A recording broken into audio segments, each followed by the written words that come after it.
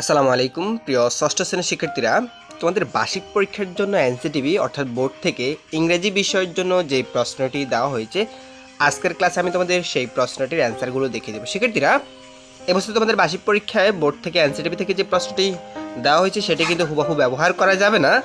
তবে সেক্ষেত্রে এই প্রশ্নের আলোকে তোমাদের বার্ষিক পরীক্ষাটি অনুষ্ঠিত হবে, অর্থাৎ প্রশ্ন কাঠামো সেম টু সেম থাকবে। তো এখন তোমার জানার বিষয় হচ্ছে কী কী বিষয় তোমার পরীক্ষায় আসবে, কীভাবে অ্যান্সার করতে হবে, সবগুলো বিষয় তোমাদেরকে এক এক করে দেখিয়ে দিচ্ছি। তার পূর্বে তোমাদের সবার প্রতি রিকোয়েস্ট থাকবে, তোমরা যারা এই চ্যানেল নতুন অবশ্যই চ্যানেলটি সাবস্ক্রাইব করে রাখবা, আর যারা করেছো তাদেরকে অসংখ্য ধন্যবাদ। শিক্ষার্থীরা, এখানে গ্রামার পার্ট আমি তোমাদেরকে সেকেন্ড পার্টটা দেখিয়ে দিচ্ছি, অর্থাৎ সেই পার্টটা।